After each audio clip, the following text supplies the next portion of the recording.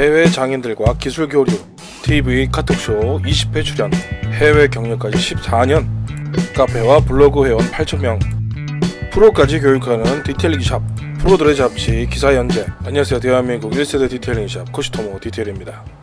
네, 어제 다급히 문의를 주신 티구안이십니다. 오늘 입고를 해주셨는데 뭐가 문제일까요?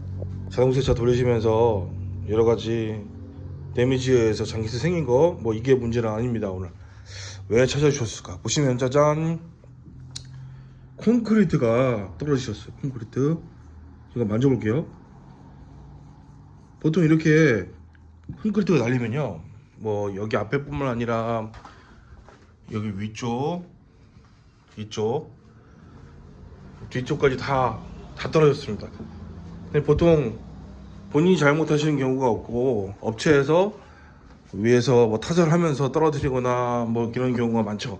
그럼 업체들에서 뭐라 그러냐면은 이거 그냥 고압수로 날리면 세차할 때 없어진다 이렇게 얘기를 할 겁니다. 그러면서 그냥 세차비만 주겠다 이런 경우가 있는데 아주 조심해야 됩니다. 보시면은 고압수를 뿌렸다고 가정했을 때 대부분 없어지는 경우도 이렇게 있는데, 문제는 뭐냐면 이쪽에 같은 경우는 지금 장기승가 생길 정도로 학법 문의로서 없앴음에도 불구하고 이 테두리가 남는 경우가 있습니다. 이렇게 테두리가 자세히 보면 여기 테두리가 있었던 자국이 남죠. 이런 거는 무슨 수를 써도 일반인이 제거하기가 어려운 겁니다. 그렇기 때문에 광택이 반드시 수반이 돼야 되고, 어떤 경우에는 광택 이상의 샌딩까지 해서 사포질을 먼저 하고 광택을 해야 이런 얼룩이 있었던 자국이 사라지는 경우가 많습니다. 그래서 이런 콘크리트가 떨어졌다, 그런데 업체에서 세차비만 주겠다라고 할 때는 결코 그런 제안을 받아들이시면 안 됩니다. 여기도 조금 전에 보여드렸던 콘크리트가 있던 자국인데요, 지금 장기스가 이렇게 생길 정도로 다 지웠는데 있던 자국이 또 보이죠. 이런 거는 광택이 꼭 필요합니다. 그리고 여기 보시면 이제 터치업이라고 해서 터치업 페인트를 이제 스크래치가 있으니까 차주분들께서 이렇게 발라오시는 경우가 간혹 있습니다. 크기가 꽤 크죠. 그런데 이걸 보면 주변에 이런 스크래치를 또 볼 수 있고, 또 이런 스크래치가 볼 수 있습니다. 이거는 제가 미리 손톱으로 이렇게 걸어 봤는데요, 이렇게 전혀 만져지지가 않아요. 손톱으로 이렇게 걸어서 전혀 만져지지가 않는다. 그러면은 이거는 샌딩이나 사포질을 하고 나서 광택을 하면 상당히 많이 좋아지는 스크래치라고 볼 수가 있습니다. 손톱이 전혀 걸리지 않을 때 말이죠. 근데 이런 걸 가지고 당장 검은 차에 하얗게 보이니까 검은 페인트를 바르게 되면 이렇게 티가 엄청 많이 나게 되는 거죠.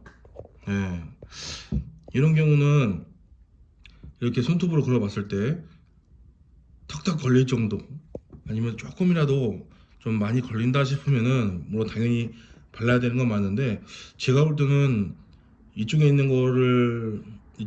스크래치랑 같이 봤을 때 그렇게 깊을 것 같지는 않거든요. 차주분도 어느 정도 깊은지는 모른다고 하셔서 이런 경우는 일단 제가 제거를 하고 나서 다시 광택을 하든지 아니면 다시 바르든지 할 겁니다.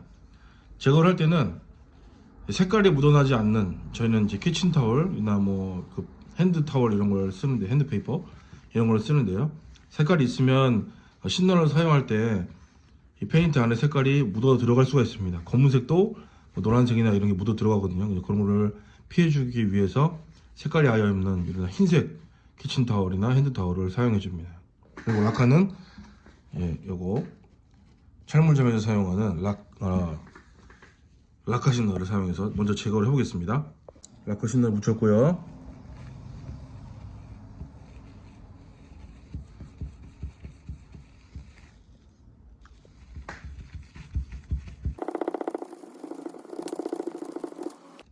이제 많이 걷어내 보니까 보이시죠? 이쪽이랑 비슷한 정도의 스크래치 때문에 발라놓으셨어요. 이 정도 되는데 지금 한 2번 정도 심도 있게 좀 제가 이걸 걷어내 봤거든요. 그런데 터치업 페인트 특성에 따라서 이렇게 많이 신호를 써도 잘 없어지지 않는 경우가 있습니다. 그렇다고 끝까지 없애려고 하다 보면 원래 있던 본도장 페인트가 영향을 받을 수도 있고 심지어는 이 페인트도 까질 수 있거든요. 그래서 여러 번 문댔는데 변화가 적거나 잘 지워지지 않을 때는 어쩔 수 없습니다. 그냥 놔두셔야 됩니다.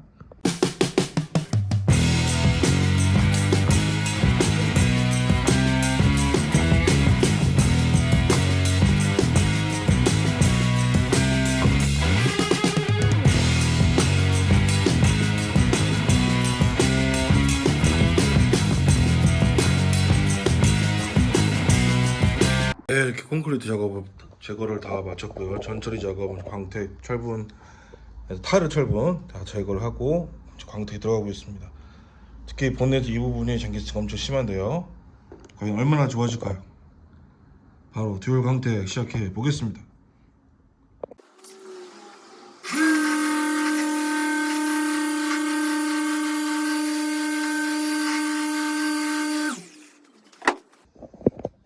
네, 지금은 검은색 메탈릭 컬러를 딱 한 번만 돌리는 걸 보여드렸는데 과연 결과가 어떻게 됐을까요?